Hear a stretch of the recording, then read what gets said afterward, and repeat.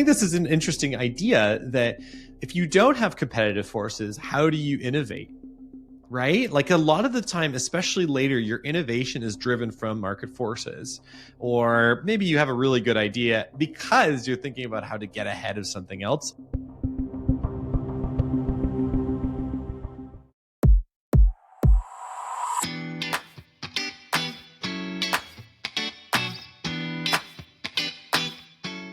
In the innovation space, one of the most challenging things to accomplish is to create a new market. You'll need to do something completely differently that challenges established trends. For us, this was AppArmor. It was one of the first ever mobile safety apps. Nobody had ever heard of a safety app, and it challenged the established ways of providing public safety on university and college campuses. In our third episode of the Innovation Station series, we'll unpack what it takes to innovate and create an entirely new market.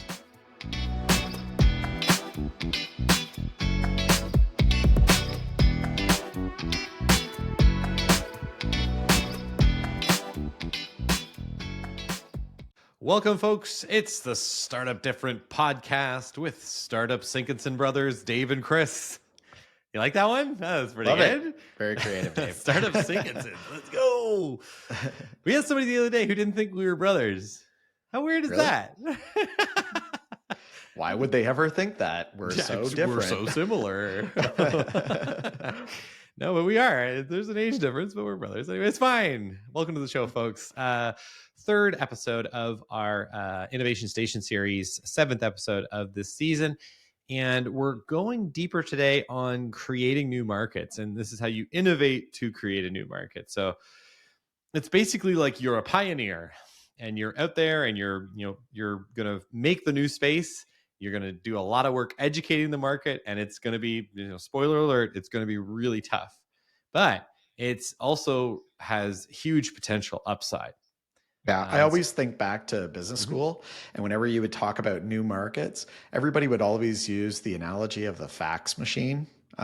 We should probably explain what a fax machine is. Put your hands up if you've never heard of a fax machine. We're going to age ourselves hard here in a second. Yeah. So, all right, let me explain this. So like a fax machine is like a printer that's hooked up to a phone line, and you need two of them. So like two fax machines. And so you want to send a piece of paper to another fax machine. You walk up to your fax machine, you put the piece of paper in, you dial a phone number, and then you hit like go, and it sucks the piece of paper in. And on the other side, the other fax machine that receives the call prints out the piece of paper. So that's kind of what a fax machine is. How was that explanation, Dave? That's pretty good. I cannot believe we have to explain it though. We might. Who's heard of a VCR? I feel like this is such a crazy thing. Sorry, this is a little bit dated, but anyways, yeah. That's cool. That's cool. But in business school, this is kind of like the I don't know, like a Xerox case, I think, isn't it? No, I don't think it actually is. But whatever. It's kind of like a funny joke because everybody always asks themselves, well, who was the first person to buy a fax machine? Because you can't do anything with just one. Yeah. You need, there needs to be somebody else with one. So like, Who was the first person to buy a fax machine? So I don't totally know the answer, but I do know the first person that ever sold a fax machine. Do you know who that was, Dave? No. Gary That was Fax. our dad. Yeah. Our dad. Yeah. The world. Don't look this up, but in my mind, he was the first person to ever. Quick, let's edit Wikipedia as quickly as we can.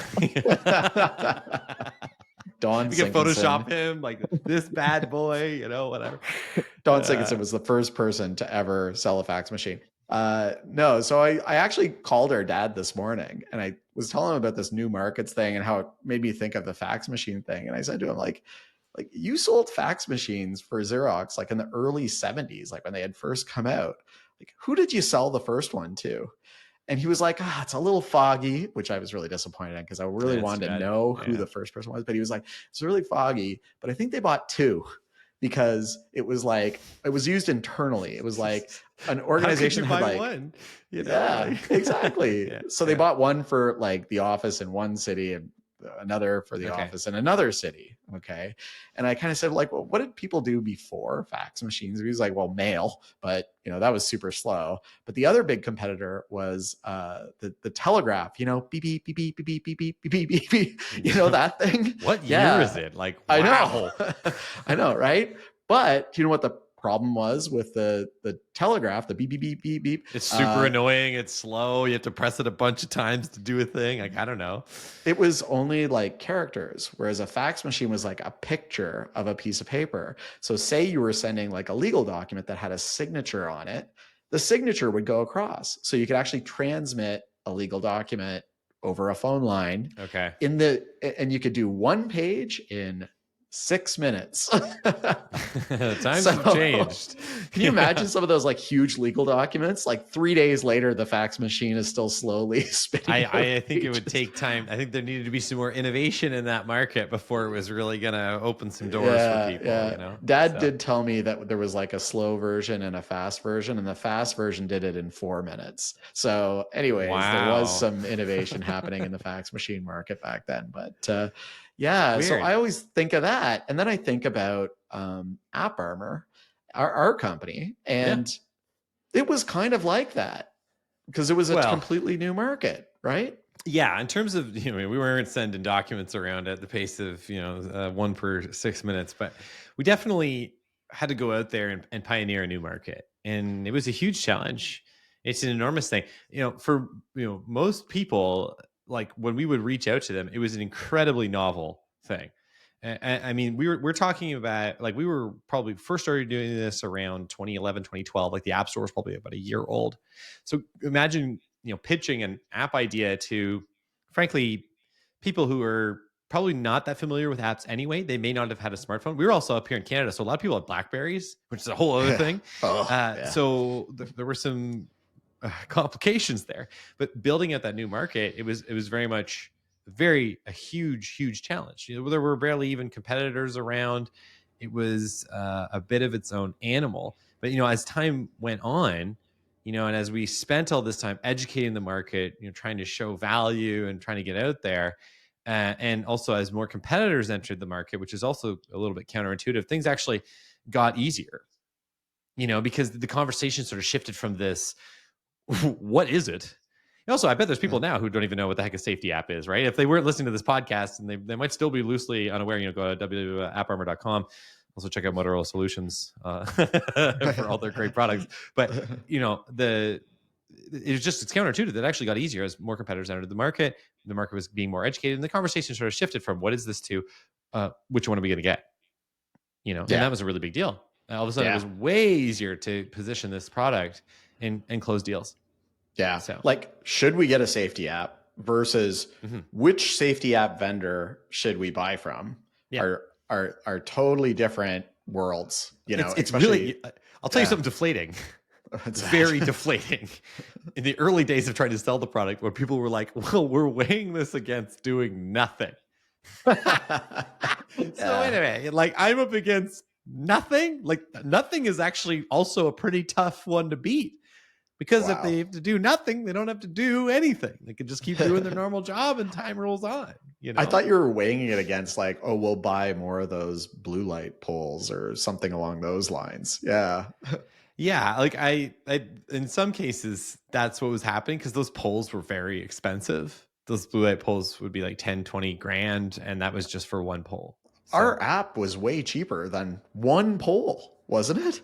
Yeah, for sure. And we would use that in some of our sales because it was just like, wow. It shows you though, how like, early adoption of products is tough.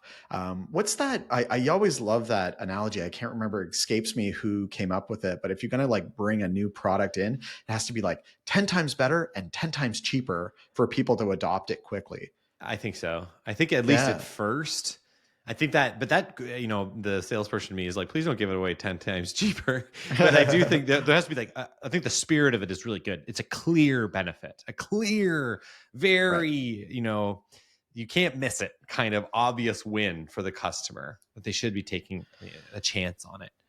Yeah, absolutely. Yeah, I think that's really true. But this is really, really difficult stuff because it's really the amount of effort, and also one of the most challenging things for startups in the early days is they just don't have as much time, particularly if you're funded too. You have a time Yeah. window in which you're operating. And sometimes to pioneer a new market, you just need it to develop a bit. Yeah. You know, So we had other products when we were like building AppArmor. It was like one of maybe 6 products that we were trying to get off the ground. And so we kind of like when how do you build a wall, like one brick at a time. So we had we had many products that were kind of like funding us because we didn't get any funding from investors or anything like that. We self-funded, we bootstrapped. Yeah. So, but then there was a point when we were like, oh, AppArmor is going to be the winner. And we shedded all those other bricks, I guess. And we just had the one brick on our wall. Sorry, analogy breaks down right there.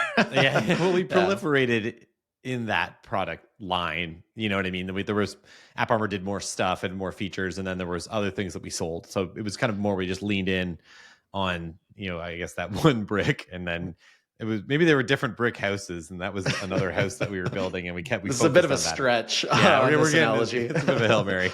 Okay, how many mixed metaphors can we have here in one? But yeah. So the one thing I think about this often, and I decided for this episode of the podcast, I wanted to see did we do it right? Like, is there a way to do this? Did we do it right? So I actually found a really good.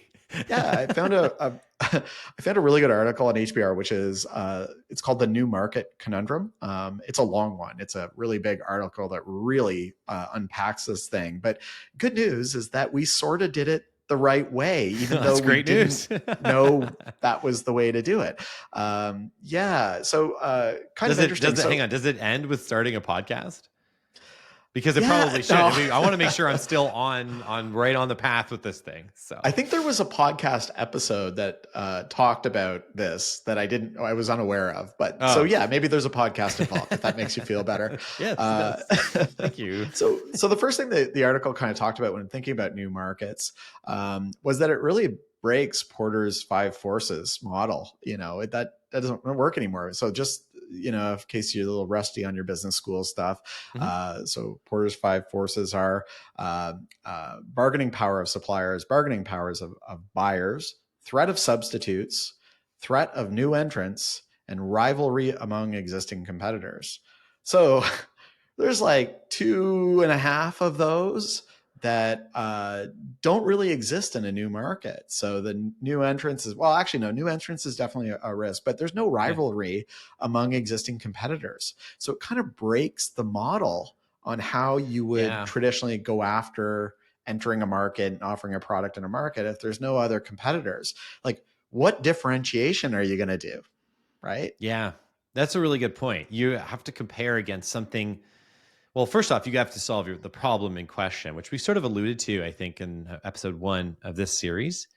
I do think, though, you're rather than I remember those early days, and I knew that we had competitors, but they seemed really far away. Like both physically and in terms of what they were doing versus what we were doing. Yeah. And actually, so this is another thing that the article kind of talked about, which is really interesting that we experienced, which was this concept that companies that are developing a new market, they're very much like the way that toddlers, 2 to 4-year-old kids play. Yeah. Because if you actually observe the way that toddlers play, if you take a bunch of little toddlers and I do this on a daily basis. So yes, you do. Yeah, you send them into a daycare and there's a bunch of toys there, whatever. What do they do, Dave? Well, they might know a kid or two or whatever, but they're going to go over and grab something and start working on it themselves. So even if they're in a room of kids, they don't necessarily they don't really know how to play. Yeah, they don't play with each other. They just sort of play by themselves with other kids doing the same thing around them, right? Yeah. Mm-hmm. And then occasionally at times there might be a kid that might grab a toy from another kid or whatever. There's a little bit of borrowing going on. Billy. But yeah, they go and grab it. Yeah, for sure. Exactly. Yeah. So, but at the end of the day, the toddlers are sort of working on their thing, their idea, and they're trying to see if it works out. right? And that Right. was us. That was us. And maybe like those other sparse competitors that we weren't really aware of, we're kind of doing the same thing, because I never felt like we had any competition, even though we might have. Like I always say we were one of the first mobile safety apps, because I don't know for sure who actually did it Oh, first. I just own that.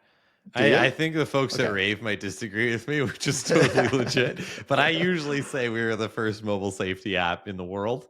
Yeah. It was Wow. probably us or Rave. Rave would argue, I think that Guardian product got in there a little bit before, but it wasn't an app for a little while. So it's a technicality. Oh, well. But no, but fair enough. Like, I think this is an interesting idea that if you don't have competitive forces, how do you innovate? Right? Yeah. Like a lot of the time, especially later, your innovation is driven from market forces, or maybe you have a really good idea because you're thinking about how to get ahead of something else, or in other circumstances, your company or your product is pivoting because they were forced to. There's some sort of forced coerced action based off of a competitor move. So Right. it is kind of fascinating, like to think about innovation almost for innovation's sake. Yeah, absolutely. So, when I kind of go back to the like fax machine analogy, and then thinking about the AppArmor analogy, so the telegram that beep beep beep beep beep for us was the blue light pole, right? Because it was kind of like the low tech way. Yeah. The The buggy the whip, you know? Yeah. The telegram didn't send the signature along. The blue light pole didn't send the live location to the campus security. So we were kind of like that same analogy. So and what we did was we kind of like, we were pretty focused on the problem. We were trying to make people safer, and the way we thought we could make people safer was decreasing response times. So we were telling campus security where the person was while they were explaining what the security issue or safety issue was, right? I think just doubling down on this for 1 second. Here's one thing that most people would be like, why wouldn't you just like give this kind of a tool to like police, like as in like municipal police? Just I love making this point because people are always like, well, why bother with campus security? Because campus security has a way higher response time on campuses, right? And Yeah. they'll be there literally minutes beforehand, which is a They really have teams huge amount of walking time. around campus like all the They're around. time, whereas police may or may not be near campus, right? Yeah, So exactly. So their ability to respond is much higher. So like Mhm. it's almost, we were like furthering their advantage there.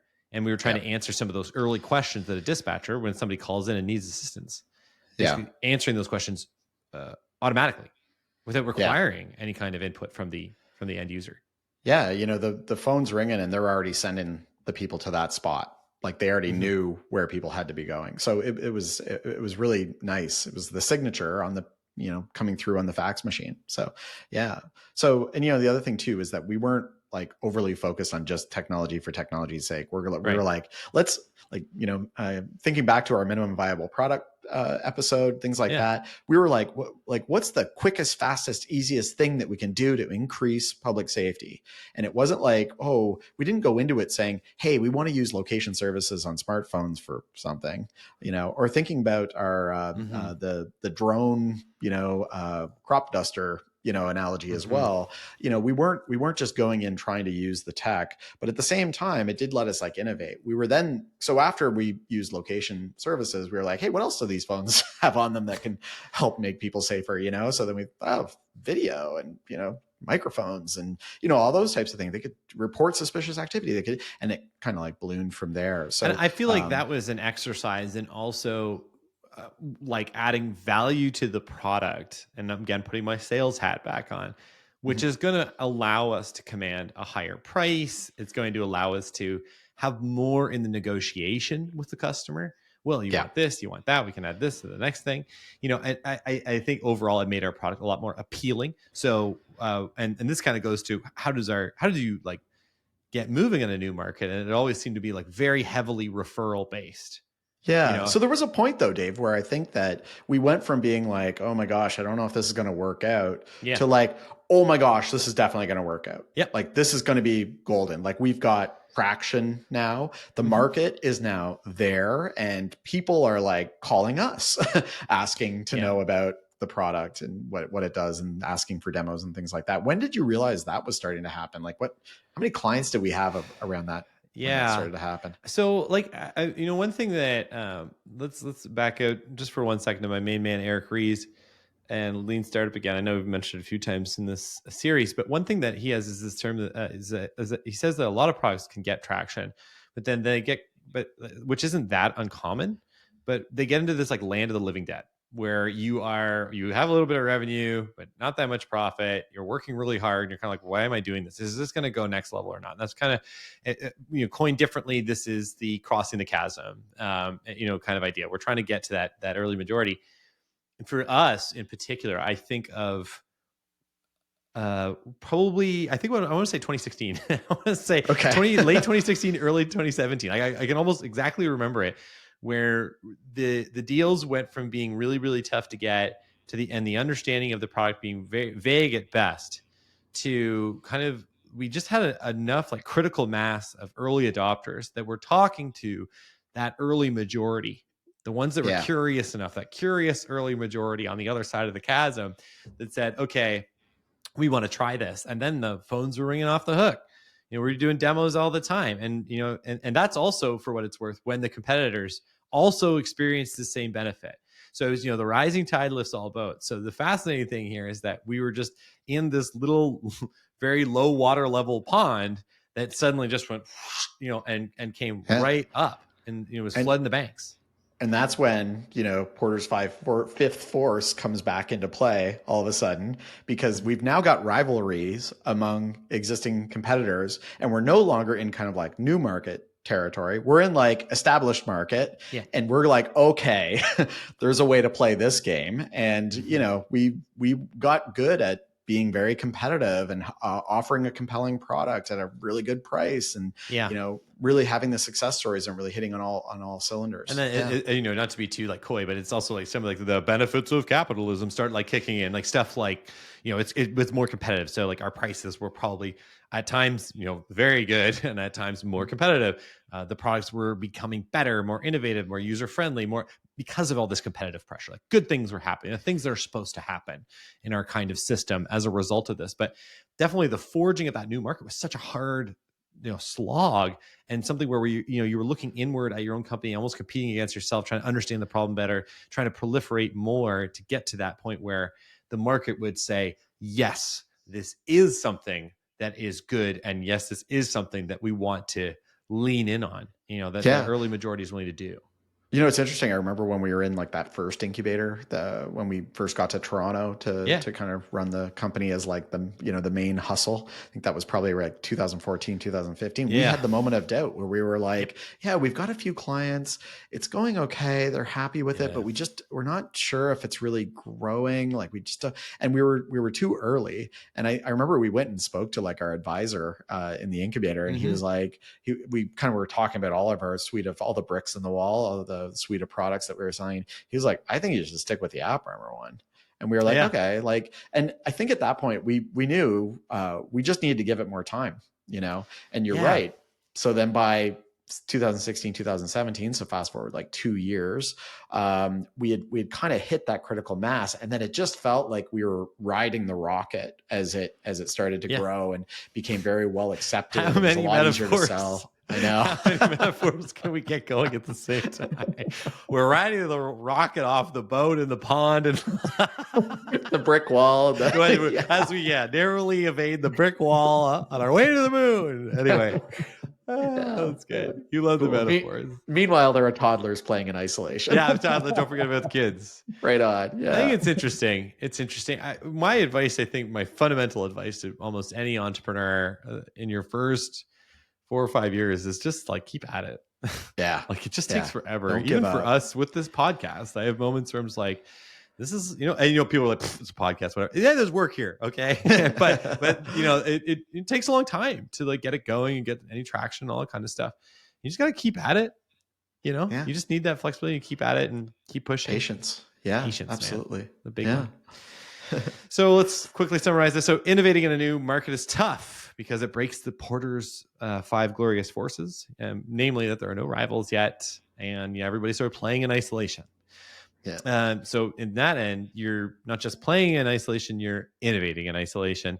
And it's hard to understand where the market's going. You just have to be patient. The market will become educated over time. and you'll find early adopters willing to take a chance on you, and that's going to get you to that early majority. And then that conversation we had, I remember it really, really well in the Toronto Business Development Center at that incubator. And I remember we had about 25 customers.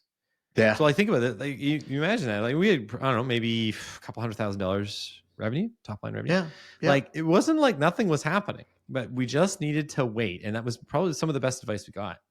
Yeah. So shout out to Michael Donahue, because that was a good one. And then focus on the outcomes, not the technology. So that's a really important one too. Make sure you're solving the problem. It's not about the way. Well, it is about the way you do it, but it just, it's a little bit more. Just about, don't put blinders on. Yeah, that you have to do it with a certain tech. Like really think of, like, for us, it was, how do we make people safer? You know, and that kind of guided us. And it wasn't about the technology. Well, a smartphone will work great, but if it won't work, let's go to something else. Yeah. And then counterintuitively, when new competitors arrive in the market, things will actually, in a way, get easier. You'll be competing and it's different, but there's a market now. There's opportunity. You've done it. You should, pat yourself on the back. Don't get too comfortable, because they're coming for you, and you got to come for them, or go for them. But it's good. You're in a good place. Hopefully you have a head start. Yep. Right. If you're doing things right, and you're listening to your customers, you're innovating, you're doing the MVP approach, you're incubating new ideas in that technology. If you're starting up differently, you might say. What a great concept. Wow. All right, cool. That's this episode, folks. Thanks so much for joining us. That was Innovating to Create a New Market. Next week, we'll have a guest on the show talking about their innovation strategies and all that good kind of stuff. And then after that, we'll be kicking off a series on data and how to use data as a small company. Should be a lot of fun. Till then, please rate the pod and follow us on social, leave a comment, like us, whatever, do all those good things. And we will see you next week.